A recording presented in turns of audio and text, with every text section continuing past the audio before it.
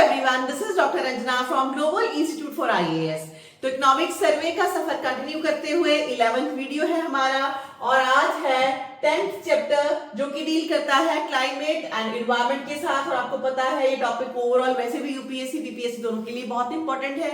Prelims base पे questions आते हैं और मेंस में तो सीरियसली आपको एग्जैक्टली पैटर्न में यहाँ पे क्वेश्चंस का फॉर्मेट दिख जाएगा जिसमें कि कौन कौन से आपको जो है वो स्कीम्स और प्रोग्राम्स डालने हैं ये एज इट इज आपको यहाँ पे पता चल रहा है। तो इसको सिर्फ आपने लर्न करना है और मेंस में बहुत सारे आपको ऐसे चांसेस मिलेंगे जहां पे कि ये डाटा को आप वहां पे लिख पाओगे। तो थोड़ी सी पेशेंस के साथ सिर्फ ध्यान से सुनो और उसके बाद सॉफ्ट कॉपी लेकर उसको आप लर्न कर लो। जो आपको पता है मैं टेलीग्राम चैनल में global institute for competitive exams अपने इस चैनल पे पोस्ट कर देती हूँ। तो सबसे पहले सिर्फ समझने की कोशिश करो, बहुत ही इजी बहुत ही कूल जो है ये आपका चैप्टर है। जैसे कि नाम ही है क्लाइमेट एंड एनवायरनमेंट और जो बहुत अच्छे अच्छे फैक्ट्स भी आपको दिखने वाले हैं और जस्ट ध्यान से सुनो, ठीक है। तो इंट्रोडक्शन में बात कर रहे हैं कि India's ambition to achieve developed nation status. पहली बात तो भाई हम डेवलप्ड नेशन का स्टेटस जो है वो हमने सपना सजाया है और हमें पता है कि वो पूरा होगा कब तक, 2047 तक होना ही होना है। Is fundamentally anchored in the vision of inclusive and sustain development. लेकिन ये जो हम बनने वाले हैं इसका जो बेस है वो इंक्लूसिव एंड सस्टेन डेवलपमेंट के ऊपर हमने रखा है जी, कि हमने सस्टेन डेवलपमेंट के साथ ही अपने आप को जो है वो डेवलप्ड कंट्रीज की श्रेणी में जाके खड़ा करना है। Notably India's per capita carbon emissions are 1/3 of global average. हमारी खुद की ही कार्बन एमिशन जो है ग्लोबल एवरेज का 1/3 है। Even as it stands among the world's fastest growing economy, क्योंकि हम बोल रहे हैं कि हम वर्ल्ड की फास्टेस्ट ग्रोइंग इकोनॉमी भी है, इस वजह से भी क्या करें 1/3 तो कार्बन एमिशन हम करते हैं। Now India's initial adaptation communication submitted to United Nations Framework Convention on Climate Change UNFCCC। ये हमेशा ही इंपॉर्टेंट होती है बेटा, ठीक है।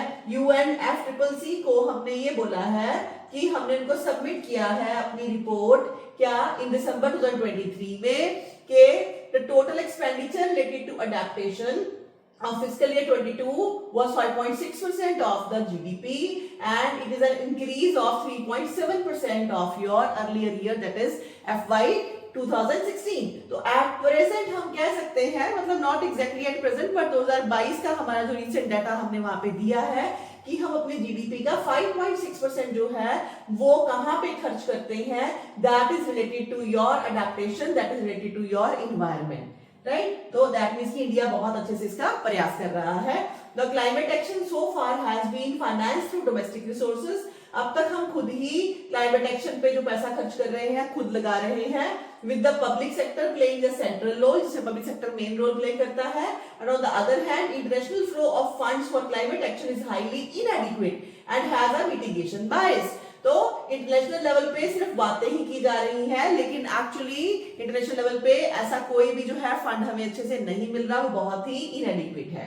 The 29th session of Conference of the Parties of United Nations Framework Convention on Climate Change, और ये आपको पता है कॉप होता है, और जो कॉप है 29th कॉप जो था वो कन्वेंशन ऑफ पार्टीज का, and the 6th session of the conference of the parties serving as the meeting of the parties to Paris agreement. ये कब हुआ? बाकू में हुआ। कहां पे है? अजरबैजान में। This were designated as the finance COP. इसका नाम ही फाइनेंस सीओपी था, मतलब फाइनेंस के ऊपर, एड के ऊपर जो है इसके ऊपर बात की गई है। And the focus was to establish new collective quantified goal on climate finance. इसमें ये बातें की गई कि हम कलेक्टिवली क्वांटिफाई करें एग्जैक्टली कि हमने जो है कितना पैसा क्लाइमेट को सुधारने के लिए खर्च करना है।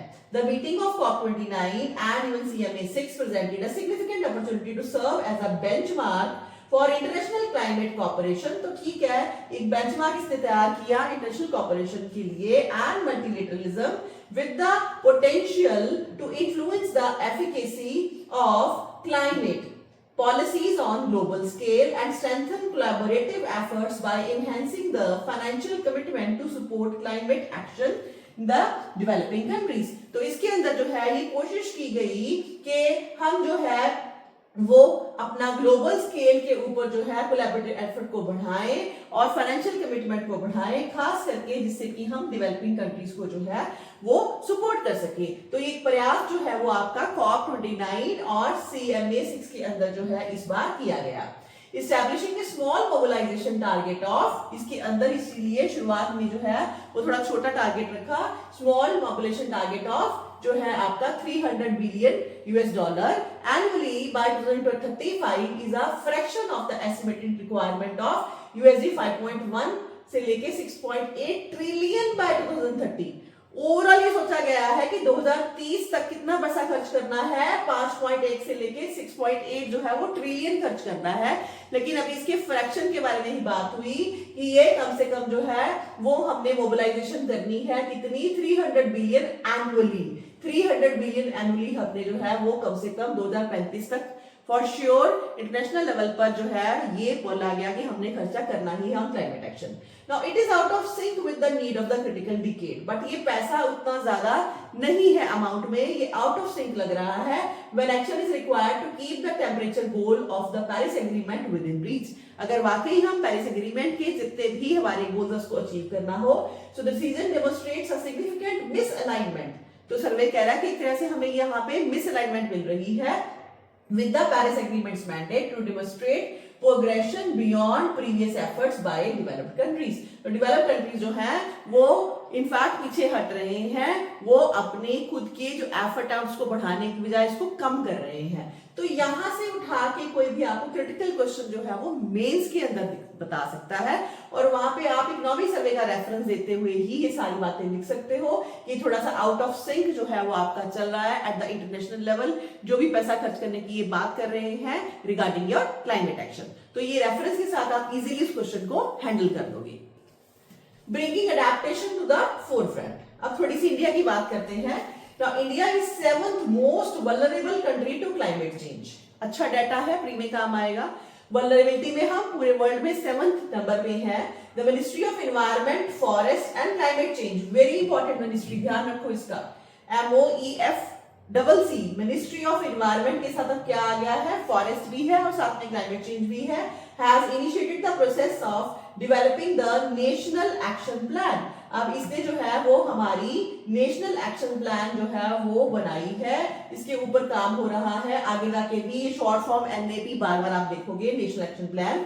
Now NAP is a vital strategic document articulating India's adaptation priority। इसके अंदर हमने अपनी प्रायोरिटी सारी मेंशन की है, and this is in addition to the initial adaptation communication.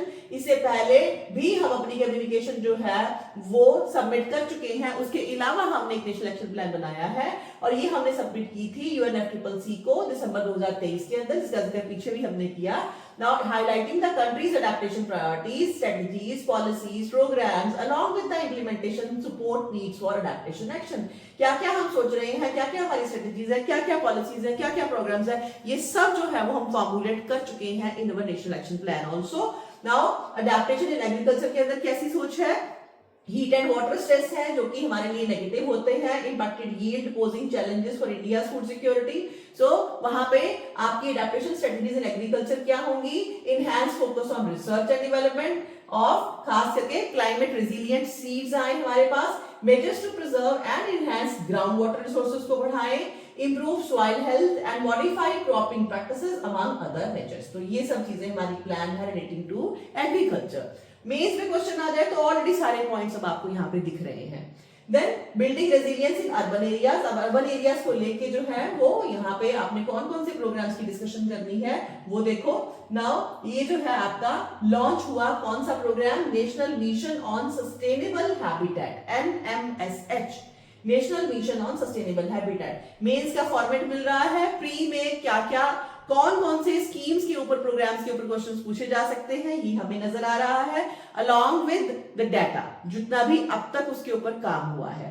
तो तो ये मिशन है आपका national mission on sustainable habitat और ये लॉन्च हुआ था 2010 के अंदर। वन ऑफ द 9 मिशन है हमारे national action plan on climate change के अंदर। उसमें से एक जो है वो आपका यहाँ पे मिशन था, कौन सा, सस्टेनेबल हैबिटेट का।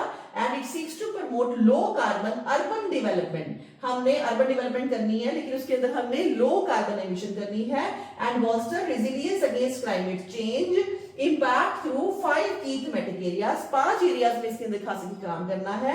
वो कौन सी है? वेस्ट मैनेजमेंट अच्छे से हो, वाटर मैनेजमेंट अच्छे से हो, इसके साथ ही एनर्जी एंड ग्रीन बिल्डिंग्स हम बनाएं, then mobility and air quality हो, and urban planning, green cover हो एंड बायोडाइवर्सिटी हो। तो ये 5 के 5 पार्ट जो है वो बेटा आप अच्छे से जरूर एक बार देख लेना। Then in 2015, sustainable development and climate action became integral to urban investment. In fact, ये हमारा बहुत ही important component बन गया है urban investment में through various missions and programs. Second कौन सा मिशन इंपॉर्टेंट है? अमूरत। अमूरत की फुल फॉर्म क्या है? Atal mission for rejuvenation and urban transformation. और ये किसके लिए है? बेनिफिटिंग सिटीजंस बाय इंप्रूविंग, क्या क्या इसके अंदर है? वाटर सप्लाई सिस्टम को बेटर करना है अमूरत के अंदर, augmenting localised water resources through the revitalisation of water bodies को रिवाइटलाइज करना है, इनहैंसिंग ग्राउंड वाटर रिचार्ज भी है, increasing then permeable green spaces को बढ़ाना है, promoting the recycling and reuse of waste water को भी चेक करना है, इंप्लीमेंटिंग एनर्जी एफिशिएंसी रिफॉर्म करने हैं, दस प्रमोटिंग की थीमेटिक एरियाज अंडर एनएमएसएच। तो ये आपने अच्छे से याद कर लेना है बिकॉज यहां से प्रीलिम्स के क्वेश्चंस भी आते हैं कि which of the following are the targeted areas under AMRUT. Now, Amurut 2.0 aims to enhance ease of living by creating water secure cities. अब इसके अंदर जो आपका Amurut 2.0 चल रहा है उसके अंदर मेन फोकस जो है कि आप ऐसे सिटीज जो है वो बनाएं जिसके अंदर की वाटर स्कैर्सिटी कभी ना हो, थ्रू वाटर कंजर्वेशन हो, augmentation and rejuvenation. In 3 words को ध्यान रखिएगा। इन तीनों चीजों का हमने जो है वो पूरा फोकस करना है अपनी सिटी के अंदर ताकि हम वाटर क्राइसिस से बच सके। नाउ एज ऑफ दिसंबर 2024 3078 जो है वो आपकी वाटर बॉडीज ये बोल रहे हैं कि हम रिजुविनेट कर चुके हैं and they have been approved with the plan rejuvenation of 475 square kilometre area with 4.65 crore million litre water per day capacity है इसकी। ये थोड़ा सा डाटा आपको मेंस के अंदर काम आ सकता है, right? With of which 9 water rejuvenation projects have been completed. 9 projects complete हो गए हैं. These projects are focused on इसके अलावा sewer diversion treatment before discharge into water body, sustainability and emphasis on the nature based solutions also. तो इसके लिए आपका water scarcity के अलावा सीवरेज भी जो आपका ट्रीटमेंट है, सीवर वाटर ट्रीटमेंट, वो भी फोकस किया जाता है अमूरत 2 के अंदर। And it also focuses on the reuse of water and grey water management. और दीज आर द टर्म्स। आपको अमूरत 2.0 पे क्वेश्चन आ सकता है कि which of the following are the coverage area of AMRUT 2.0। तो वहां पे आप जो है सीवर वाटर का भी ध्यान देंगे, ग्रे वाटर मैनेजमेंट की भी बात करेंगे, रीयूज ऑफ वाटर की भी बात करेंगे। देन ऑब्वियसली वाटर स्कैर्सिटी को कम करने के लिए रिजुविनेशन जो है वो करना, ये सारे कीवर्ड्स आप उसमें टिक करके आएंगे। And as of December 24 1437 ml capacity has been developed for recycling and reuse. इतना हम रिसाइकलिंग भी ऑलरेडी करना शुरू कर चुके हैं। नेक्स्ट है फिर एक छोटी सी कॉन्सेप्ट है, इसके अंदर मेनली मेंस फोकस क्वेश्चंस बनते हैं।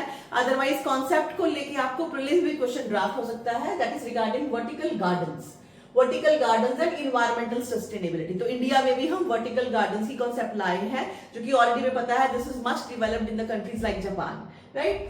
तो rapid urbanisation has intensified environmental challenges including the urban heat island effect बहुत बढ़ चुका है हमारे यहाँ पे because of too much of concrete. Urban heat पे ऑलरेडी यूपीएससी क्वेश्चन पूछ चुकी है। नाउ इंक्रीजिंग कार्बन एमिशन है, हाइटेंड एयर पोल्यूशन है हमारे सिटीज के अंदर। So a promising solution gaining traction is the concept of vertical garden, also called living wall और vertical greenery system, VGS. VGS पे प्रीलिम्स में क्वेश्चन आ सकता है। मेंस में अगर डायरेक्टली नहीं आया तो आप हम क्या क्या कर रहे हैं, हमारे गवर्नमेंट की क्या क्या एफर्ट्स हैं, उसके अंदर आप खुद से इसका जिक्र कर सकते हो ना। VGS vertical greenery system, these systems incorporate vegetation into vertical structures effectively addressing these issues। by transforming urban facades into vibrant green landscapes. Vertical gardens enhance the aesthetic appeal बढ़ जाती है of the building.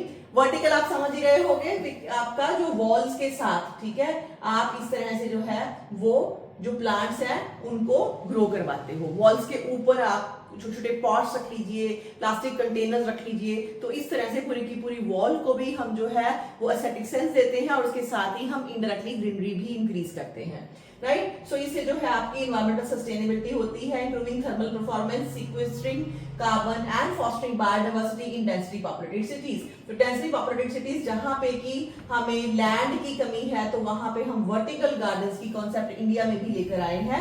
The practical application of this innovation is the income tax departments initiative. ये आपको एक case study mains के अंदर काम आ सकती है, क्योंकि कहां पे लिखेंगे कि ऐसी कॉन्सेप्ट जो है वो शुरू की गई है, तो इसके अंदर एक केस स्टडी यहाँ पे डिस्कस हो रही है। That is income tax department, उसने स्टार्ट करा ये initiative to create vertical gardens using over 7 lakh waste plastic bottles. साथ में प्लास्टिक बॉटल्स का भी इस्तेमाल हो गया। And this project recycle waste and adorns urban structure across 17 states के अंदर ये किया गया है, showcasing the environmental and aesthetic enhancement vertical garden can offer. तो ये केस स्टडी छोटी सी लर्न कर लो, मेंस के अंदर कभी लिख के आना, देखना आपके मार्क्स कहां से कहां पहुंच जाते हैं। छोटी छोटी चीजें ऐसे ही आपको मिल जाती हैं, आपको उनको लर्न कर लेना चाहिए, लेकिन जनरली हम मिस कर देते हैं इकोनॉमिक सर्वे में, कहां ये सब मिलने वाला है, इट्स टू बोरिंग, कोई इतना डाटा कैसे कर सकता है। ये सारी बातें करके हम अपनी गोल्डन अपॉर्चुनिटीज जो ऑलरेडी हमारे पास है उसको हम अवेल नहीं कर सकते, तो जरूर फोकस करना है इसको। फिर नेक्स्ट कौन सा प्रोग्राम आ रहा है, smart city mission. It adopts a people centric, smart city mission में कौन सा टेक्निकल टर्म आ रहा है, पीपल सेंट्रिक अप्रोच है, एंकर्ड अराउंड लाइवलेबिलिटी है, इकोनॉमिक एबिलिटी एंड सस्टेनेबिलिटी। ऐसी सिटीज जहां पे अच्छी लाइवलेबिलिटी हो, इकोनॉमिकली भी वायबल हो, आपको एम्प्लॉयमेंट अपॉर्चुनिटीज मिले, सस्टेनेबल हो। Then urban river management plan, it aims to assist river cities in reviving and maintaining river sustainability. Then launch in 2021 river cities alliance भी एक आपकी चल रही है। इन प्रैक्टिस आपको नजर आ रही है या नहीं डजंट मैटर, लेकिन हमें जो दिख रहा है वही हमें कोट करना अपने मेंस के एग्जाम में। It's a partnership between ministry of जल शक्ति and your MoHUA focuses on, जो आपकी हाउसिंग एंड अर्बन जो है वो मिनिस्ट्री है, focuses on sustainable river centric development in more than 145 cities। तो 145 सिटी से ज्यादा आपकी जो है वहां पे जो रिवर सेंट्रिक डेवलपमेंट खास करके जो की जा रही है, ये है, नाम से ही पता लग रहा है, river cities alliance, that is RCA 2021। Then adaptation in coastal region, coastal region के ऊपर अलग से ध्यान दिया जा रहा है। इसको लेके क्या है, ओवरऑल अगर हम अपना कोस्टल एरिया देखें तो 7600 किलोमीटर हमारी जो है वो लॉन्ग कोस्ट लाइन है, जिसके अंदर many islands make adaptation in the coastal region, जिसमें कि आइलैंड्स का एरिया भी कवर होता है। तो coastal region face extreme climate events, coast पे तो ऑब्वियसली बहुत सारी दिक्कतें होती हैं, जैसे कि हैवी रेन है, स्टॉर्म्स आ गए हैं, हाई टाइड्स हैं, फ्लडिंग है ना, एंड स्लो ऑनसेट इवेंट्स। इसके अलावा स्लो इश्यूज भी चलते हैं, कैसे, सच एज सी लेवल राइज हो गया, bring the risk of your permanent adaptation action in coastal reason. इस वजह से यहाँ पे तो अलग से आपकी प्लान्स होनी ही चाहिए। And these can include planting and sustaining mangroves लगाएं, building sea walls हो, artificial reefs हो, बीच की नरिशमेंट के लिए काम करें, ड्यून प्लांटिंग करें, सैंड बाईपासिंग एटसेट्रा, ये सारी चीजें हमें करनी चाहिए, जो कि हम डिफरेंट प्लान्स के अंदर अब लेके भी आ रहे हैं। इसमें सबसे इंपॉर्टेंट प्लान है आपकी मिष्टी, जिसके ऊपर की लास्ट ईयर आपका क्वेश्चन ऑलरेडी पूछा जा चुका है। तो मिष्टी आपका इंट्रोड्यूस हुआ था 2023-24 के अंदर। अब इसका मतलब ये नहीं कि लास्ट टाइम पूछा गया तो इस बार नहीं आया, आ पाएगा डेफिनेटली, अभी भी क्वेश्चन आ सकता है। इसमें इंप्लीमेंटेशन को लेके, फर्दर एडिशन को लेके जो भी हुआ, दोबारा से क्वेश्चन भी मिष्टी पे आ सकता है। एंड सेकेंडली, आप अगर मेंस में लिख रहे हो तो मिष्टी को अगर आप डेफिनेटली रेफर करके आओगे आंसर में, तो बहुत ही इंपैक्ट आपका इंक्रीज होता है।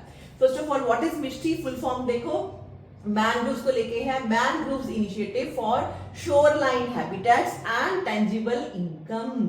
And then it aims to promote conserve mangroves, नाम से पता लग रहा है, which are unique natural ecosystems known for their high biological productivity and carbon sequestration capability.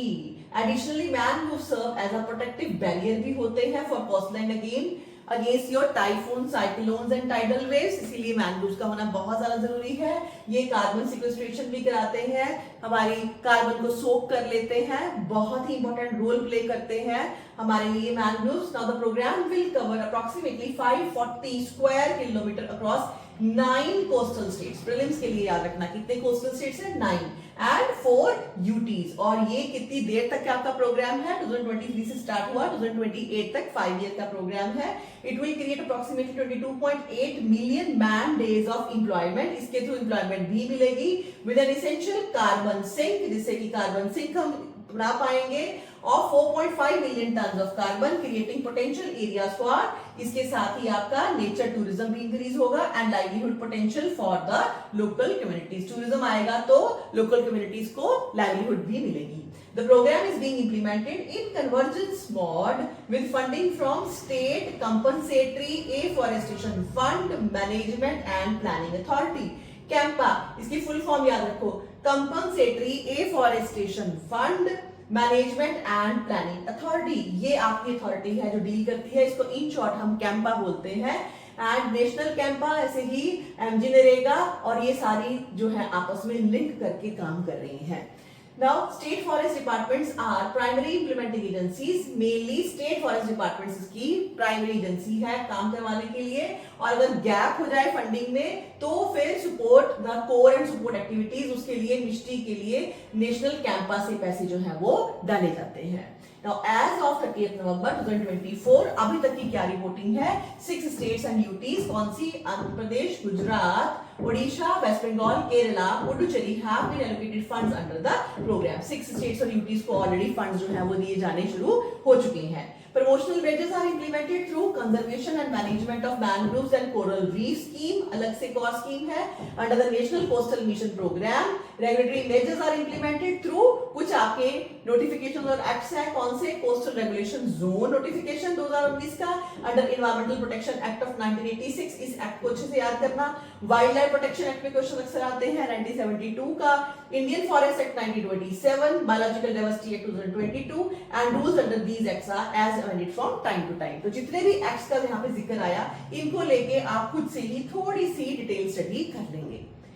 Now, adaptation action for water management. The Jal Shakti Abhiyan was initiated in 2019 to address the acute water stress in various parts of the country. Jal Shakti Abhiyan, उसके अंदर Catch the Rain 2024, ये आपका recent theme है, उसके अंदर नारी शक्ति से जल शक्ति 2024 का, इसको आपने ध्यान देना है। और ये आपका 9 मार्च से लेके 30 नवंबर तक 2024 तक जो है वो ये सेलिब्रेट किया गया। It was focused on women's role in water conservation. Again, very important. Women issues mains में भी आते हैं और प्रीलिम्स में भी इसके ऊपर अलग से क्वेश्चन बनता है। तो इसमें आपका जो है जल शक्ति अभियान जो 2024 का थीम है वो नारी शक्ति है, इसी वजह से विमेन के रोल को फोकस किया गया in water conservation through 5 interventions. Like क्या क्या फोकस है, रेन वाटर हार्वेस्टिंग के ऊपर, देन वाटर बॉडी मैपिंग है, इंटेंसिव एफॉरेस्टेशन कराना है हमने, एंड अवेयरनेस जनरेशन। तो ये कंपोनेंट जो है इस पर्टिकुलर जो आपके 2024 के अंदर अलग से नारी शक्ति से जल शक्ति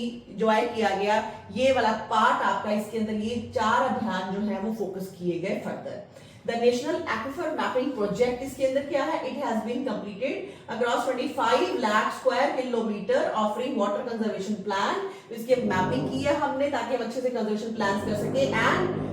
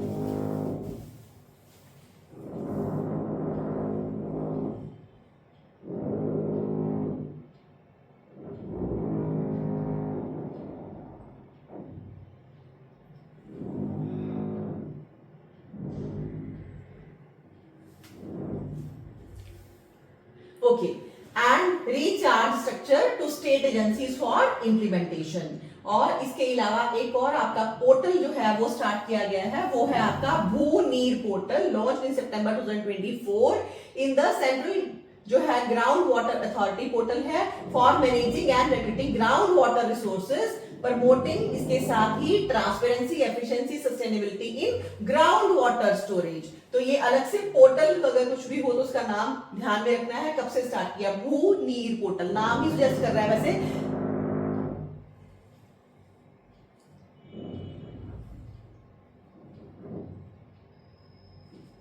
ओके, नाम ही सजेस्ट कर रहा है, जैसे कि भू नीर मतलब आपका that is your ground water resources.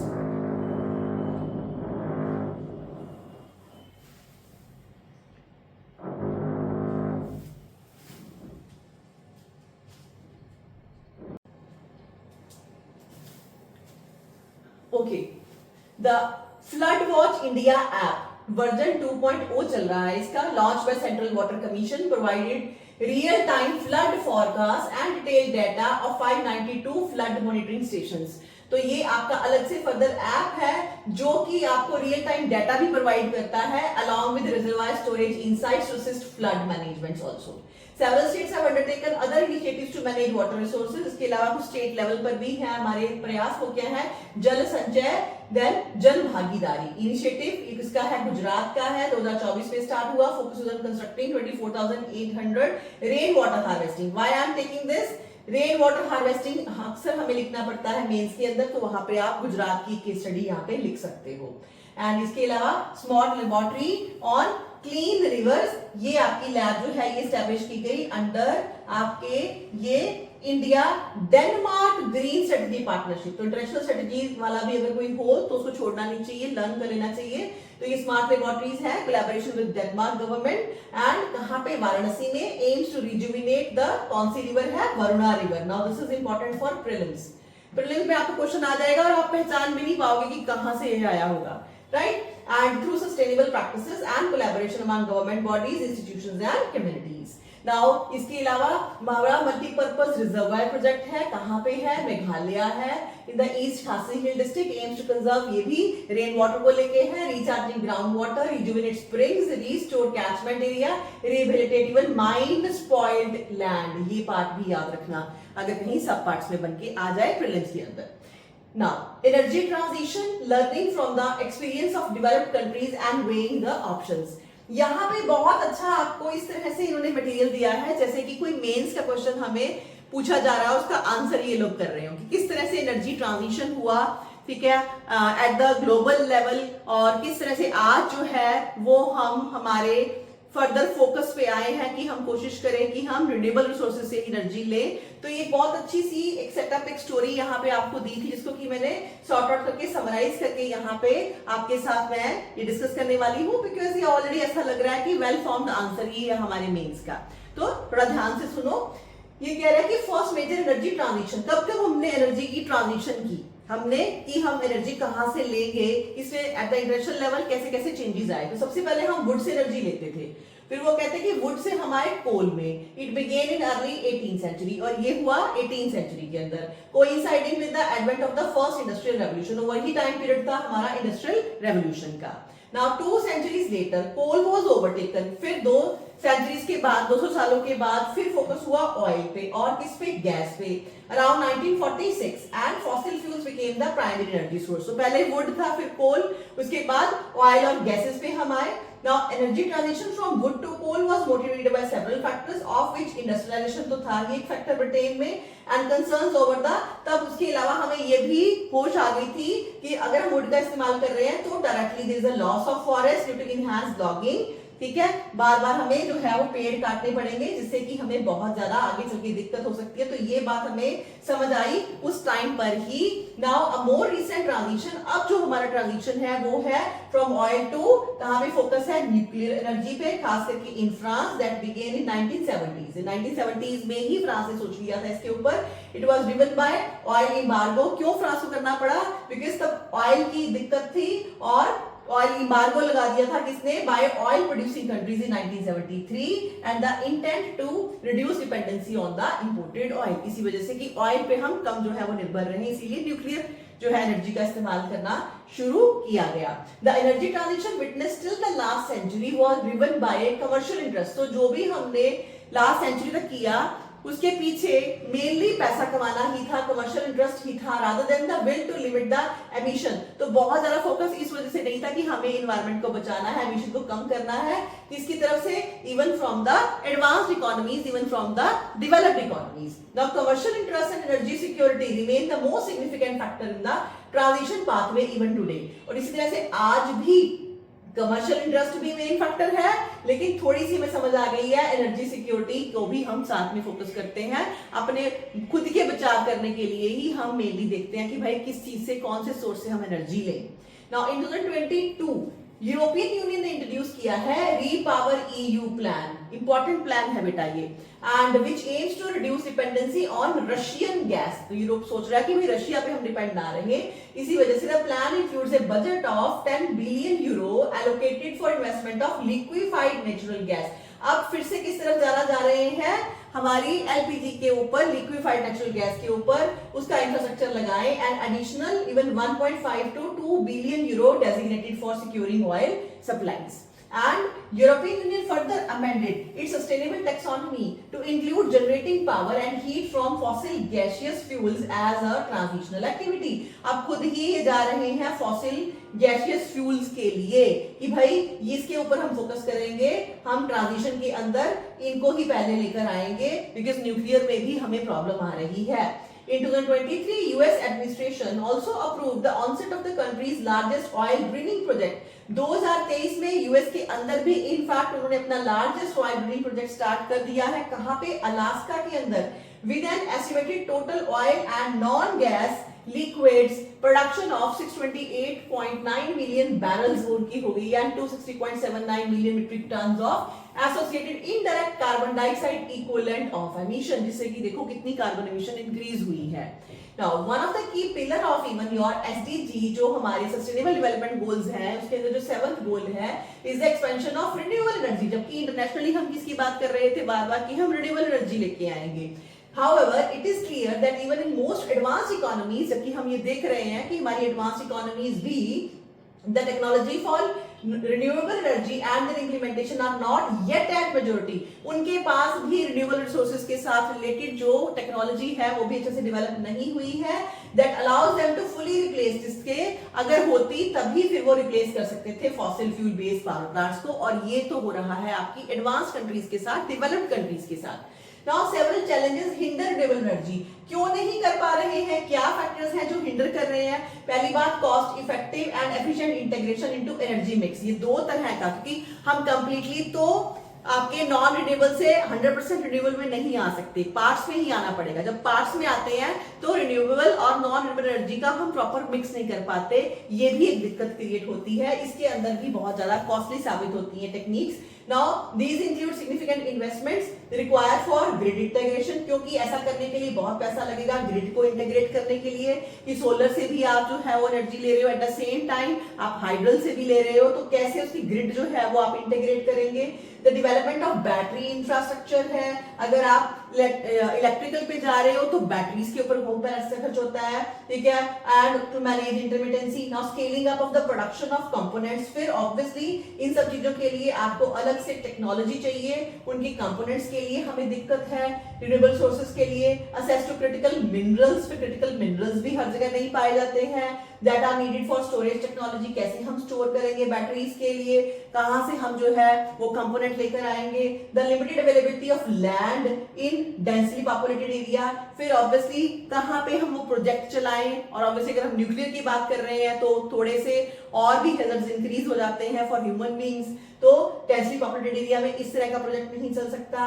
And competing and rapidly increasing energy demands from agriculture, infrastructure, industry. At the same time सभी सेक्टर से, चाहे वो एग्रीकल्चर हो, चाहे इंफ्रास्ट्रक्चर हो, चाहे इंडस्ट्री हो, डिमांड जो है वो एनर्जी की बहुत ज्यादा रहती है। तो ये बहुत अच्छा सा पैसेज इन्होंने खुद ही मतलब थोड़ा हैप्पैजार्ड वे में दिया था, लेकिन इसको मैंने समराइज करके आपको दे दिया बिकॉज ये क्लू है कि इस तरह का क्वेश्चन हमको पूछा जा सकता है और कैसे ही हमारे पास एक स्ट्रक्चर जो है आपके आंसर की, moreover with reference to economic survey, हम इजीली वहां पे यूज कर सकते हैं। नाउ उसके बाद अगर हम इंडियन कॉन्टेक्स्ट की बात करें तो इंडियन ह्यूमन डेवलपमेंट इंडेक्स अगर हम देखें तो वो अभी 0.644 चल रहा है, that is your human development index. Now based on the various forms of energy mixes and energy efficiency scenario estimated that minimum level of per capita final energy requirement for India, अगर हम India के अंदर इतनी human development के साथ अगर हम देखें तो हमारी रिक्वायरमेंट पर कैपिटा एनर्जी की कितनी है, it India to become a developed country, ताकि हम डेवलप्ड हो जाएं और हमारा HDI 0.9 हो जाए, तो फिर हमें पता कितनी चाहिए, it must be in the range of 45.7 to 75 gigajoules per year. इतनी हमारी एनर्जी कंजम्पशन होनी चाहिए, इतना हमें एनर्जी चाहिए होगा अगर हम अपने HDI को 0.9 तक लेके जाएं। And as per the energy statistics of India 2024 provisional estimates हमें क्या बताते हैं, that the total final consumption of energy per capita for your fiscal 23 वो थी 16,699 मेगा जूल्स और ओनली 16.7 गीगा जूल्स। 16.7 हमारी अभी चल रही है, हमें चाहिए होगी 45.7 से लेके 75 गीगा जूल तक। ये हमें क्या बता रही है, indicating that the gap between the actual and the required future energy consumption to fuel growth to achieve Viksit Bharat is quite huge. हमारा खुद का भी एनर्जी कंजम्पशन बहुत ज्यादा होने वाला है, कहां से पूरा करेंगे, विकसित भारत कैसे बनाएंगे, तो ये इशू इंडिया भी फेस कर रहा है। इसके लिए coal has an important role to play in India sustainable development. तो कोल अभी भी हम कोल को छोड़ ही नहीं सकते, कोल हमारे लिए बहुत इंपॉर्टेंट फैक्टर है। In India's case, most capacity addition to the coal-fired power plants were made only in 2010। और जो हमारे coal-fired plants हैं उसके अंदर हमने जो भी betterment की थी 2010 में लास्ट टाइम की, and there is no valid economic rationale for shutting down coal plants in India। तो हम भी कैसे coal plants को बंद कर सकते हैं, इसलिए leaving huge investment under utilise, वहां पे हमने ऑलरेडी पैसा लगाया हुआ है, and stranded and without a dependable alternative in place, और उसकी जगह पे हमारे पास कोई ऑल्टरनेटिव भी नहीं आया है। क्लाइमेट पे बहुत अच्छे क्वेश्चंस आपको मेंस में आने ही आने हैं, ऐसे भी आ सकता है, क्या इश्यूज चल रहे हैं, पेरिस ट्रीटी से कैसे बाहर आ चुका है यूएसए, क्या अब हम कर रहे हैं, ग्लोबल लेवल पर ही अभी उल्टी गंगा बह रही है, हम वापस जा रहे हैं नॉन रिन्यूएबल की तरफ, जाना पड़ रहा है बिकॉज वो बोल रहे हैं कि बहुत सारी प्रॉब्लम्स हम फेस कर रहे हैं, जैसे कि हमने अभी डिस्कस करा, and same happens with India also, और बहुत अच्छा डाटा भी आ गया हमारे पास। Now US and European countries may transition from coal to natural gas because they have access to that resources। अब आपकी यूरोपियन यूनियन और जो कंट्रीज है यूएसए है वो तो कोल से गैस की तरफ ही जाएंगे क्योंकि उनके पास इसकी अवेलेबिलिटी है, असेस है, and their older conventional coal based thermal plants are nearing the end of their life cycle. Moreover उनके कोल प्लांट्स ऑलरेडी जो है वो अभी अपने एंड स्टेज तक पहुंच चुके हैं, लेकिन इंडिया को कोल के ऊपर ही डिपेंडेंट होना पड़ेगा बिकॉज ऑलरेडी हमने इसके ऊपर काफी पैसा खर्च भी किया है और अभी हमारा जो है वो लास्ट पॉइंट जो है वो यूटिलाइजेशन का नहीं आया है। Now, unlike many developed countries, India's only reliable energy source is coal, as it possesses around 10% of the world's coal reserve, और हमारे पास 10% वर्ल्ड की कोल रिजर्व है, but only 0.7% of the world's natural gas। Natural gas सिर्फ 0.7 है, 1% से भी कम है। कोल कहां कहां इंडिया में पाया जाता है, प्री का क्वेश्चन है, अपने आप तैयार कर लो अच्छे से और इस डेटा को लर्न कर लो, प्री और मेंस दोनों में काम आएगा।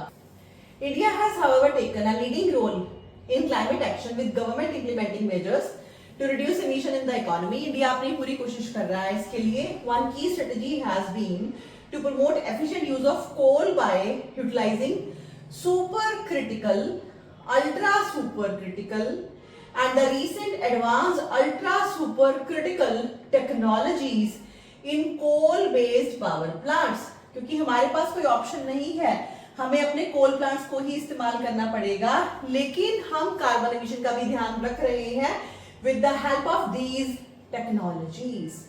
ये आपका साइंस एंड टेक्नोलॉजी का एरिया है, इसको आप जरूर डिटेल में करके जाएंगे। अभी मैं करवा सकती हूँ बिकॉज अगर करवाना पड़ा तो मुझे इसी वीडियोस को बहुत ही लेंथी करना पड़ेगा, जो कि आप नहीं कवर करोगे अच्छे से। इसी वजह से इसको मैं नहीं ले रही हूँ यहाँ पे, चेंज ऑफ टॉपिक हो जाता है और बहुत डिटेल में जाना पड़ता है समटाइम्स, तो वो आपका जो मेन टॉपिक है उससे आप काफी हट जाते हो। That is why I am not taking it in account, और आप इसको कवर करिएगा। अगर नहीं कर पाए तो आप मुझे कमेंट सेक्शन में लिख दीजिएगा। I will cover all these things with additional notes in different videos बेटा।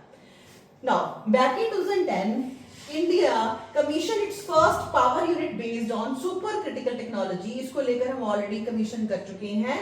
And by middle 2024, total capacity of हमारी कितना अभी पावर कंजम्पशन इसके थ्रू चल रही है 65,290 megawatts and 4,240 megawatts in supercritical and ultra supercritical technology based power units।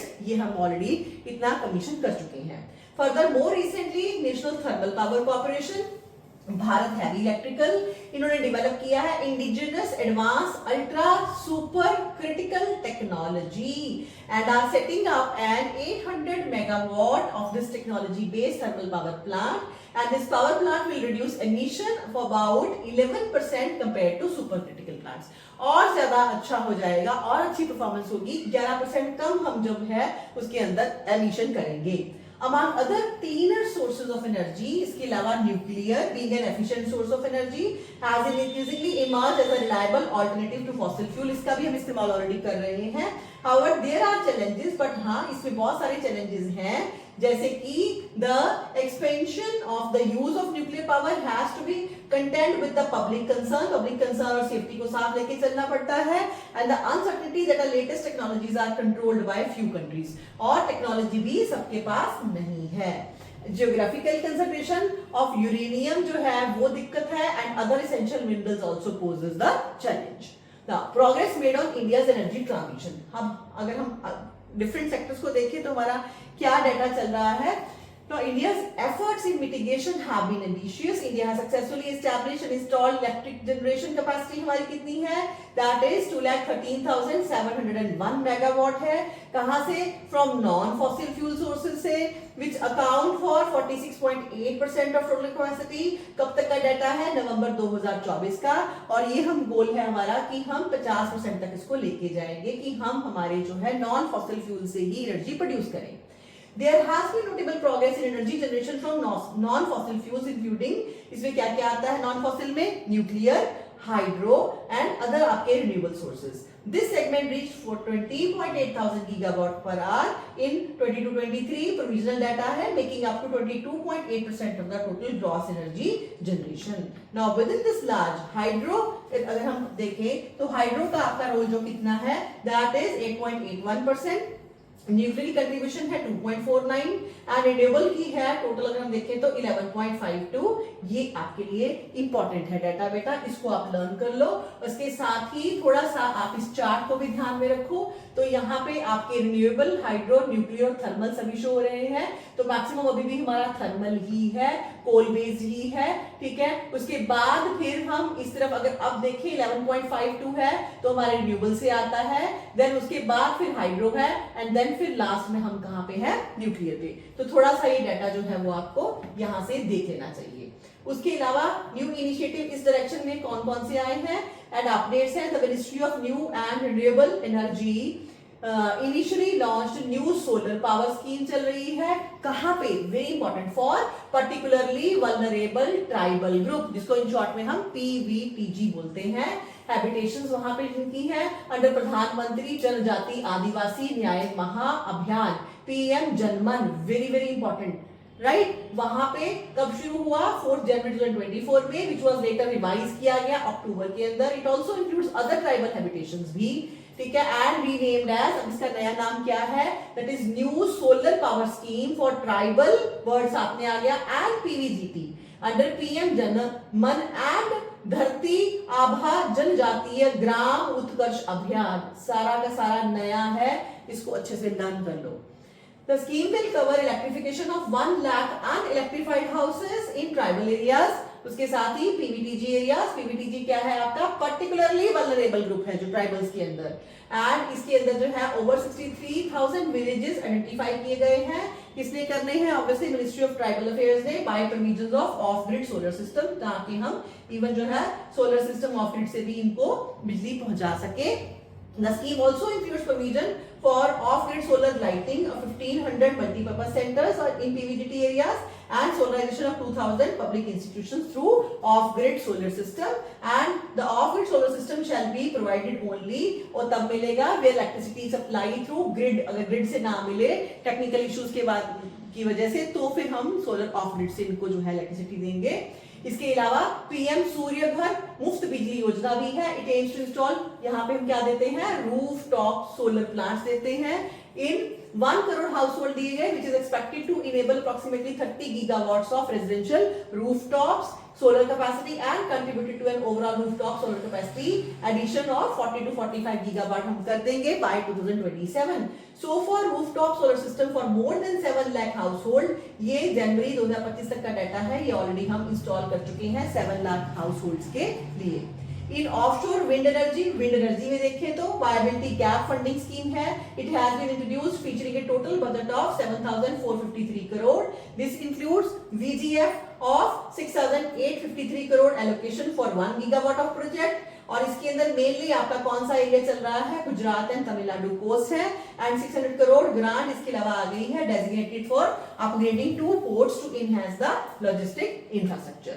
इसके अलावा है फिर हमारा क्या?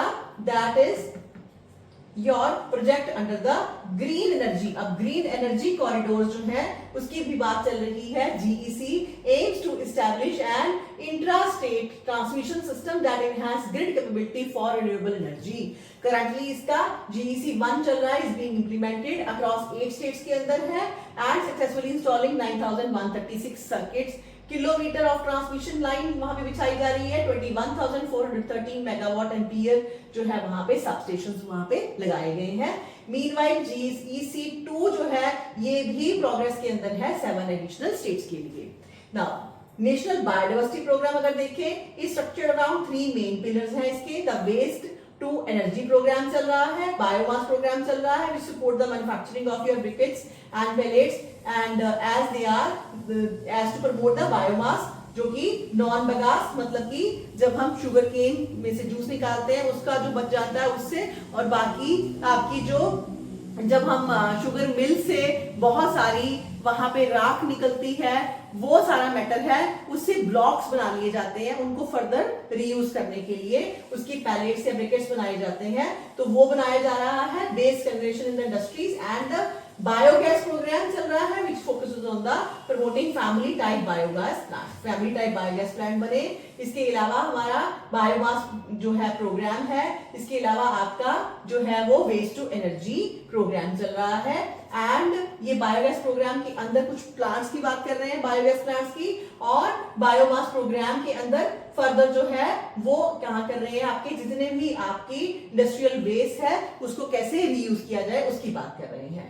Then as of 31st of December 2024 अगर हम इंस्टॉल कैपेसिटी की बात करें किसकी? बायोमास पावर्स की, देन एंड कंजर्वेशन प्रोजेक्ट्स की, तो वो कितनी है? 9.8 गीगावाट ऑलरेडी हमारी है, किसको लेके? बायोमास को लेके, और कंजर्वेशन को लेके 0.92 गीगावाट है, जो कि इक्विवेलेंट ऑफ ग्रिड है, while waste to energy project reach a capacity of 249.74 megawatt. तो वेस्ट टू एनर्जी में भी हमारा काम अच्छे से चल रहा है, एंड 370 मेगावाट इक्विवेलेंट जो है ऑफ ग्रिड हमारा हो चुका है, कब तक? 1 जनवरी 2025 तक। Now, under the biogas program, around million small biogas plants and 361 medium-sized biogas plants जो हैं वो इंस्टॉल किए जा चुके हैं। Furthermore, the scheme for the development of solar parks and ultra mega solar project भी चल रहा है। It sets a target for establishing 40,000 megawatt of its capacity.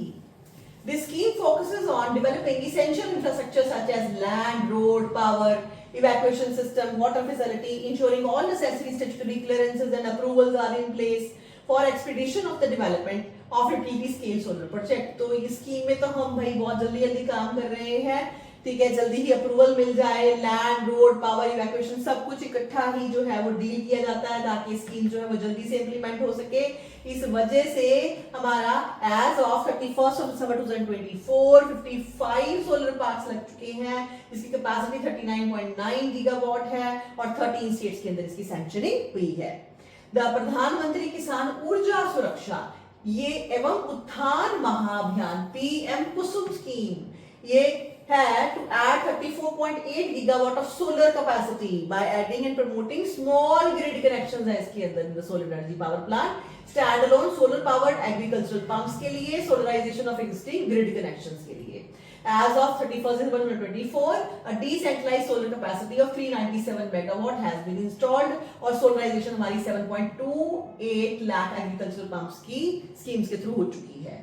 Then National Green Hydrogen Mission, this is very important, right? पहले भी इसके ऊपर questions बनते हैं, and it aims to achieve a production capacity of about 5 million metric tons per annum of green hydrogen पे काम हो रहा है, along with an associated renewable energy capacity of around 125 gigawatt and potential for 50 million metric tons है इसका of carbon dioxide annual emission abatement, वो कम कर देंगे हम कार्बन डाइऑक्साइड की emission by 2030. And this is very important mission.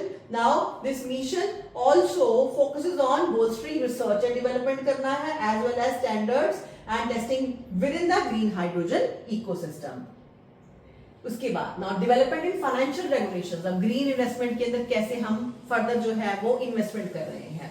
Based on 2019 national guidelines on responsible business conduct, national guidelines for responsible business conduct by government, SEBI introduced a new reporting mandate on ESG parameters. तो जो आपके ESG parameters हैं उसकी अंदर एक नई चीज आ चुकी है, वो क्या है आपकी, that is business responsibility and sustainability report। तो जो आपको इवन कॉर्पोरेट्स को भी जो सस्टेनेबल मेजर्स जो है वो देने पड़ते हैं, उसके अंदर अब आपका फर्दर एक और कंपोनेंट आ गया है, वो है business responsibility and sustainability. Sustainability के साथ अब बिजनेस भी आ गया है।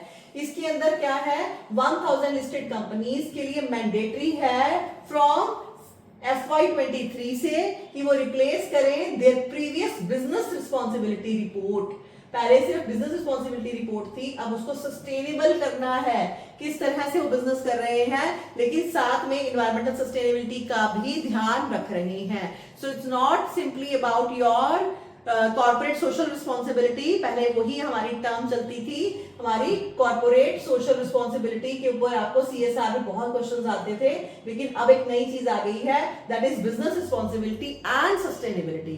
तो इसमें बिजनेस के साथ साथ सस्टेनेबिलिटी भी लेकर आनी है। Now this norm were further expanded in 2023 with board introducing of BRSR core for assurance of your ESG disclosure for value chain by listed entities। तो इसमें फोकस किया जाएगा और अभी 2026 से top 500 listed entities would be mandated to report under BRSR core. इनको अब reporting देनी पड़ेगी किस तरह से हम काम कर रहे हैं, विच विल बी एक्सपेंडेड आगे जाके ये 1000 लिस्टेड कंपनीज के लिए हो जाएगा, कब तक, फिस्कल ईयर 2027 तक।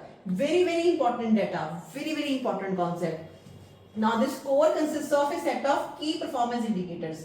कौन कौन से इंडिकेटर्स चेक किए जाएंगे आपके, metrics under 9 ESG attributes including एक तो GHG greenhouse gases emission कितने करते हो, उसकी फुटप्रिंट्स कितने छोड़ते हो, water footprints, energy footprints, then embracing circularity कितनी है, एनहांसिंग एम्प्लॉइज वेलबींग कितना आप ध्यान देते हो उनकी सेफ्टी का, enabling gender diversity in the business, enabling inclusive development, fairness in engaging with the customers, supplies and openness of business. तो ये सारे के सारे 9 पॉइंट्स आपने अच्छे से लर्न करने हैं। SEBI also introduced the regulatory framework for the issuance of your green debt security। नई कंसेप्ट आई है green debt security की in 2017, which outlines an illustrative list of activities that can be financed through green debt securities। तो अगर आप greener initiative ले रहे हो, renewable energy के अंदर काम कर रहे हो, तो उसको लेके फर्दर अलग से ही एक सेक्शन आपका डाल दिया गया है बाय सेबी, जिसके अंदर अगर आप डेट ले रहे हो तो उसको हम ग्रीन डेट सिक्योरिटीज के अंडर काउंट करेंगे। The framework was revamped in 2023 by introducing the concept of transition bond. यहाँ पे concept आ चुकी थी आपकी transition bond की. वो क्या मतलब है? Funds raised for transition to a more sustainable form of operations in line with India's intended national determined contributions. तो अगर आप अपने business के अंदर transition लाना चाहते हो ताकि आप नॉन रिन्यूएबल से रिन्यूएबल सोर्सेस के तरफ जाओ, तो गवर्नमेंट आपको सपोर्ट कर रही है. उसके लिए आपके लिए अलग से होंगे ट्रांजिशन बॉन्ड्स, इसके थ्रू आप पैसा ले सकते हो. और इसके साथ ही एंड और कौन कौन सी टर्म्स आई हैं? ब्लू बॉन्ड्स की टर्म आई है. इसके साथ रिलेटेड है related to water management and marine sector. अगर आपका बिजनेस वाटर मैनेजमेंट के अंदर काम करता है तो आपके लिए ब्लू बॉन्ड्स है. एंड येलो बॉन्ड्स किसके लिए है? अगर आप सोलर एनर्जी में डील करते हो. एंड सर्कुलर इकोनॉमी एज सब categories of the green debt security. अब इसी के लिए जो है हम ओवरऑल ग्रीन डेट सिक्योरिटी की बात करते हैं. And the framework mandated the issues of green debt security to disclose details related to the perceived social and environmental risks. तो आपकी कंपनी ये सब बताएगी, सेबी को लिख के देगी कि कैसे आपके काम के अंदर जो सोशल एनवायरमेंटल रिस्क इन्वॉल्व है एंड प्रपोज मिटिगेशन प्लान, कैसे उसको डील करना है आपने associated with the projects propose to be finance and refinance. फिर किस तरह से आप उसके लिए पैसा चाहते हो through the proceeds from the issue of green debt security. कैसे फिर आप ग्रीन डेट सिक्योरिटी का इस्तेमाल करोगे, उसके लिए आपको डॉक्यूमेंट्स देने होंगे.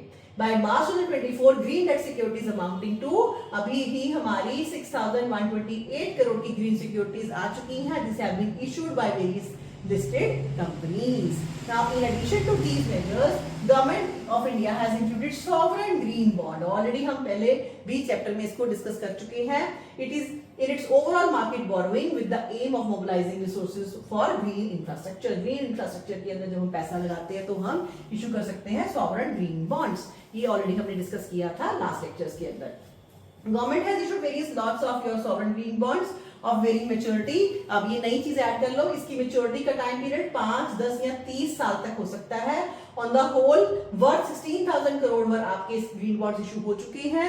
एज पर FY23 20,000 करोड़ हुए हैं FY24 एंड 25 के लिए. सो फार जो है government of India has raised 10 years को अगर हम लेके देखें तो आपके 11,697 करोड़ के बॉन्ड्स जो है वो इशू हो चुके हैं and plans to raise to 10,000 crore in the remaining period. तो इस तरह से आपके 5,000 करोड़ जो है वो 10 साल और 30 साल की सिक्योरिटीज के लिए ये इशू किए जाएंगे in total. In order to foster and strengthen the country's green finance ecosystem, RBI put in place the framework for accepting green deposits for regulated entities. With effect from 1st June 2023 to encourage green deposits to augment the flow of credit to green activities, ताकि लोग जो ज्यादा है वो greener activities मतलब renewable के अंदर जो है वो काम करना शुरू करें, ऐसे प्रोजेक्ट पे पैसा लगाए. इसलिए उनके लिए further green deposit for regulatory entities भी शुरू की गई है. RBI ने भी has also classified bank loans. Bank loans को क्लासिफाई किया up to 30 crore for the borrower seeking funding for renewable energy project. RBI भी आपको बेनिफिट देती है excuse me under the priority sector lending category. Banks भी आपको प्रायोरिटी देंगे इसके लिए. This include solar power generation में आप काम कर सकते हो, बायोमास जो है बेस पावर जनरेशन के अंदर, windmill, micro hydel plants, renewable energy, public utility such as street lighting system, remote village electrification. यहाँ पे आप अगर काम करते हो तो फर्दर आपको जो है वो प्रायोरिटी सेक्टर लेंडिंग कैटेगरी के अंदर रख के बैंक्स आपको फायदा देंगे. Now, growing carbon sink of forests in India. India's NDC aims to increase the carbon sink by 2.5 to 3 billion tons of your carbon dioxide equivalent. ये हम चाहते हैं by 2030 हो जाए. As per the latest forest survey of India 2024, India is estimated to have total carbon sink हमारा 30.43 billion tons चल रहा है in 2023 के लेंगे as compared to 2025 उसके कंपैरिजन में when carbon sink was simply 28.14 billion ton. Addition of carbon sink between 2005 to 2023 हमने कितना कर लिया 2.29 बिलियन टन जो है, जो कि हमारे टारगेट के क्लोज आता हुआ जा रहा है. Based on the trends FSI projects a carbon sink of 31.71 billion ton. 2030 तक का हमारा प्रोजेक्ट है ये, which would even surpass the जो हमारे नेशनल गोल है, टारगेट है 2.5 to 3 billion ton of your carbon dioxide equivalent. तो हम 3 बिलियन से इनफैक्ट 31.71 जो है वो बिलियन टन तक शायद कर पाएंगे। तो इसके लिए थोड़ा सा आगे इन्होंने लाइफस्टाइल के ऊपर भी फोकस किया है, optimising lifestyle for sustainable development. आप अपनी लाइफस्टाइल को चेंज करके भी सस्टेनेबिलिटी आप बढ़ा सकते हो, क्लाइमेट के अंदर जो है वो अच्छा इंपैक्ट दे सकते हो। Recognising the need for the movement of mobilising collective will towards moderating consumption and production habit, India introduce इसके लिए एक नई फोकस आपकी आई है, that is your lifestyle for environment mission, life in short, lifestyle for environment mission। और at COP26 in Glasgow 21 के अंदर इसके ऊपर पहले ही बात की गई थी, COP26 के अंदर इसके बारे में बात की गई। Life mission encourages the adoption and lifestyle that are in harmony with the nature and environmental friendly। हुआ आपका lifestyle with its endorsement by even UNEA, United Nations Environmental Assembly, at its 6th session in 2024। recent है, the mission has evolved into global mass movement बन गई है, committed to promote sustainable lifestyle। आपका lifestyle भी sustainable हो among all participating member states while aligning with the principle of equity and common but differentiated responsibility. सारे countries इकट्ठा नहीं ला सकते, इसलिए डिफरेंशिएटेड रिस्पॉन्सिबिलिटी भी होगी in respect to the capabilities, जिसकी बात ऑलरेडी पेरिस एग्रीमेंट में की गई थी। According to the estimates almost 17% of the food availability of the consumer worldwide is wasted. जब आप चीजें वेस्ट करते हो तब भी आप अपने क्लाइमेट के दुश्मन होते हो, ठीक है। और ये पाया गया है कि 17% ऑफ फूड जो है वो वेस्ट होता है, amounting to more than 8% of global green house gas emission. जिस उसके वेस्ट होने से, उस फूड के खराब होने से फर्दर आपकी ग्रीन हाउस गैसेस जो है वो आपकी एमिशन होती है। And it is said that if food waste were a country it would be third largest emitting country in the world. तो इसके ऊपर हर कंट्री को ध्यान देना चाहिए।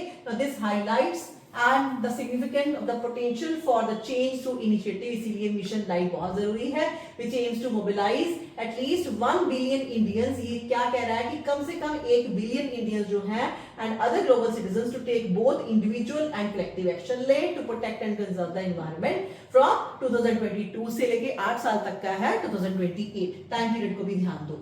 Now, as per UNFCCC, cutting dairy और meat अगर हम कम खाएं तो our dietary way can reduce our emission by 66%। emission 66% control हो सकती है।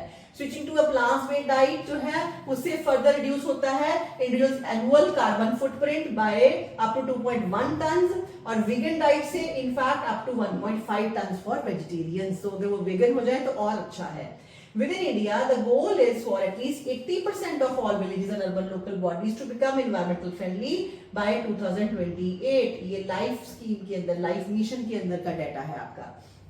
Now, Indian government has introduced various measures। इसके लिए फिर हमने क्या क्या शुरू किया है to promote environmental sustainability and initiative इसके अंदर आए हैं प्रधानमंत्री किसान ऊर्जा सुरक्षा एवं उत्थान महाअभियान है, पीएम कुसुम पीछे आया था एंड पीएम सूर्य घर भी इसमें आ जाएगा, मुफ्त बिजली योजना, encourage your solar power adoption and higher जो है एक्साइज ड्यूटीज हम लगाएंगे फॉसिल फ्यूल्स पे ताकि इसका इस्तेमाल कम हो। इंसेंटिव दे रहे हैं इलेक्ट्रिकल व्हीकल्स के लिए। इसके अलावा इको मार्क स्कीम सर्टिफाई करती है जो इको फ्रेंडली हाउसहोल्ड प्रोडक्ट्स को है, while the star labelling schemes like go electric campaign चल रही है अवेयरनेस को इंक्रीज करने के लिए। इसी तरह से ही मार्केट बेस्ड इंसेंटिव्स है जैसे कि perform achieve and trade scheme है, enhance energy efficiency and waste management regulation अगर आप करोगे तो और मिनिमाइज करोगे इसका environmental impact. Expanding city metro network हम बढ़ा रहे हैं to promote shift from private to public transport बढ़े फॉर मोर सस्टेनेबल ट्रांसपोर्टेशन। और इसी के साथ ही हमारा ग्रीन क्रेडिट प्रोग्राम चल ही रहा है। सेवरल की initiatives have been taken to enhance pro environment friendly outcomes and implementing measures which are consistent with your life mission। and one of the notable example is the introduction of green credit rules आ चुके हैं 2023 में, implementing through जो है आपके green credit program। now these rules are designed to incentivize voluntary effort। आप खुद से effort करें, environmental friendly बने, environmental conservation में participate करें। to begin with voluntary tree plantation करें आप इसके अंदर, and message on degraded land जो है under control and management of the forest department। उनसे पूछ के ministry of then published notification करती है methodology for calculation of green credit in respect for tree plantation। Tree plantation के basis पे हम फर्दर ग्रीन क्रेडिट बढ़ा सकते हैं अपना। और ऑन 2024 में हमने इसकी मेथोडोलॉजी भी जो है वो प्रिंट कर दी है। Now GCB portal has been developed, इसके लिए फर्दर एक पोर्टल भी है and is accessible to public and participants. So far 17 state forest departments are participating and implementing agencies हैं जिसमें कि 40,074 हेक्टेयर जो है डिग्रेडेड लैंड को रजिस्टर किया गया है, जिसपे कि ऐसी एक्टिविटीज अब की जाएंगी। इसी के साथ ही और क्या स्कीम्स हैं, एक पेड़ माँ के नाम, द ट्री प्लांटेशन कैंपेन चल रही है, ठीक है, ये भी इसकी एक एग्जांपल है जहाँ पे कि इंडिविजुअल बिहेवियर बेटर हो सकता है, हम पार्टिसिपेट कर सकते हैं ऐसे काम में individually. And launch in June 2024 world environment day के दिन campaign attempts to leverage the deep love and respect for mother towards conserving our mother nature. It successfully met its ambition goal of planting 80 crore seedlings जो already 2024 में लगाई गई। It achieved a remarkable feat by planting over 5 lakh saplings जो है 120 infantry battalion ने ही लगा दी है, ठीक है, in just 1 hour on 22nd of September 2024। फिर हमारा स्वच्छ भारत मिशन तो चल ही रहा है, ठीक है, इसके अंदर जो है 2014 में इसकी लॉन्चिंग थी जो कि फंडामेंटल ट्रांसफॉर्मेशन कर रहा है इस डायरेक्शन में, और उसके बाद फिर आया हमारा SBM 2.0, इंटीग्रेट करता है comprehensive waste management, sanitation practices को, sustainable and critical economic principles को, एंड उसके साथ ही फिर एक कंसेप्ट है हमारी that is your circular economy and resource efficiency. The key objective of promoting circular economy is to minimize waste, कम हो, recover valuable material and reduce reliance on your virgin resources. rather than reuse करके आप resources को use करो, नए resources को ज्यादा use मत करो। According to an estimate, the circularity of resources, इसी को हम क्या बोलते हैं, circularity of resources बोलते हैं, could lead to cost saving, cost हमारी जो है सेव होगी 11% of the current GDP in 2030 और 30% तक हम अपनी cost सेव कर सकते हैं इस तरह से by 2050। तो सर्कुलर इकोनॉमी क्या होता है, इस कॉन्सेप्ट पे आपको प्रीलिम्स पे भी क्वेश्चन बनता है बेटा। Next, India has followed multi pronged approach through regulatory measures, financial incentive दे रहे हैं, अवेयरनेस कर रहे हैं, इसके ऊपर इंप्रूवमेंट कर रहे हैं, ठीक है, on resource efficiency, recycling, e waste हो रहा है, and supplementing India's renewable energy drive by extracting useful resources from waste, waste में से हम जो है वो रीयूज कर सके चीजों को, of solar and wind energy equipment. Therefore government provide जो है फर्दर, आप ऐसी अपनी फर्दर कोई भी यूनिट लगाते हो तो आपको इंसेंटिव देती है to promote this, and including tax benefit भी है, सब्सिडीज भी है, लो इंटरेस्ट रेट पे आपको लोन्स भी मिलते हैं for recycling industry.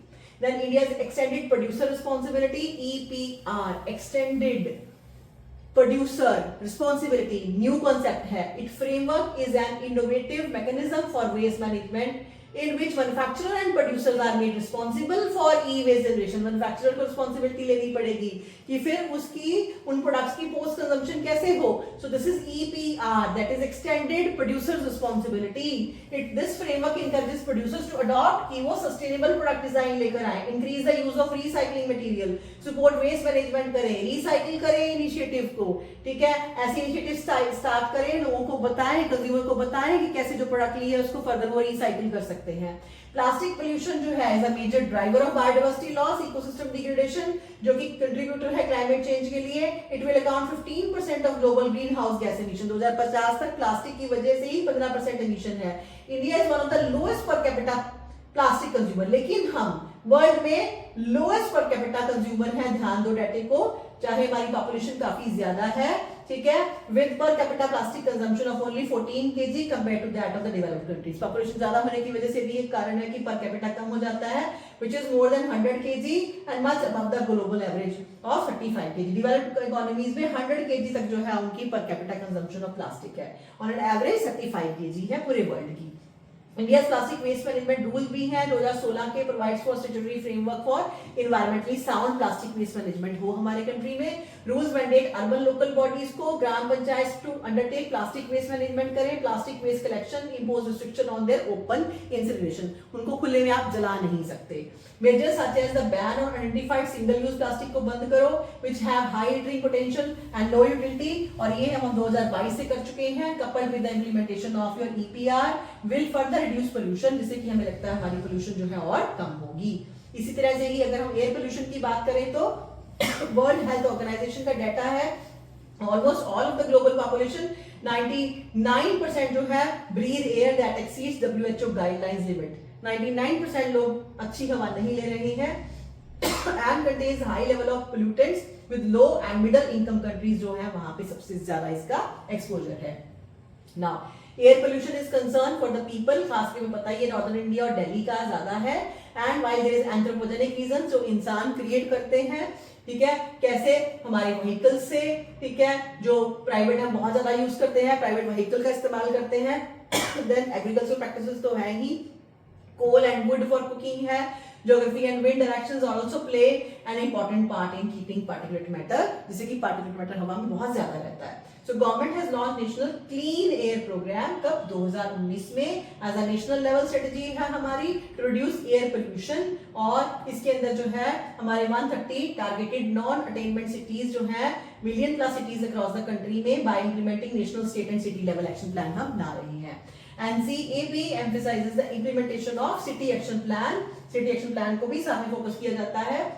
Convergence of resources from various central government, इसमें की सारी स्कीम्स आ गई, अमृत, स्मार्ट सिटी, सतत, नगर वन योजना, ये सब कुछ इकट्ठा करके हम फोकस करते हैं कि हम किस तरह से जो है वो एयर को क्लीन करें। एक्शंस अंडर इनके, इसके अलावा ग्रेडेड रिस्पांस एक्शन अलग से है, दैट इज इम्पोज्ड, और वो शुरू हो जाता है on the basis of your AQI, that is air quality index, to address the issue of stubble burning. इसको पहले से ही देख रहे हैं, गवर्नमेंट ने लॉन्च की है। Promotion of agricultural mechanisation for in situ management of crop residue, और ये स्कीम हमारी बहुत इंपॉर्टेंट है क्योंकि इसमें जिक्र है पंजाब, हरियाणा और यूपी का, और ये दिल्ली के अंदर ओवरऑल 2018 के अंदर शुरू हुई, अंडर विच फाइनेंशियल असिस्टेंस दी जाती है for the establishment of custom hiring centres and farmers to for purchase of crop residue management machinery. अगर वो क्रॉप रेजिड्यू को मैनेज करने वाली मशीनरी खरीदेंगे तो उनको फायदा दिया जाता है ताकि स्टबल बर्निंग जो है वो कम हो जाए। तो इस तरह से ये हमारा सारा का सारा चैप्टर था रिगार्डिंग क्लाइमेट, क्लाइमेट को कैसे बचाया जाए। तो इसमें सारे इंपॉर्टेंट कंपोनेंट्स को मैंने समराइज कर दिया है, कुछ भी नहीं छोड़ा, because I know this is very very important. हमारा क्लाइमेट का, एनवायरमेंट का अलग से टॉपिक रहता ही रहता है, इसके ऊपर आपको क्वेश्चंस बनते ही हैं, और उसके लिए डाटा ऑलरेडी अवेलेबल है। कौन सी स्कीम्स है, सारी की सारी स्कीम्स की कवरेज हो चुकी है, इन सभी को आप अच्छे से थॉरली जो है वो कवर करना, और जल्दी ही मिलती हूँ नेक्स्ट चैप्टर के साथ। Till then thank you so much. Please आप इसको अच्छे से लर्न करो और अपनी फीडबैक जरूर दिया करो, और हो सके तो जो और बच्चे पढ़ना चाहते हैं उन ग्रुप्स के अंदर आप इसको शेयर करो। Thank you so much again.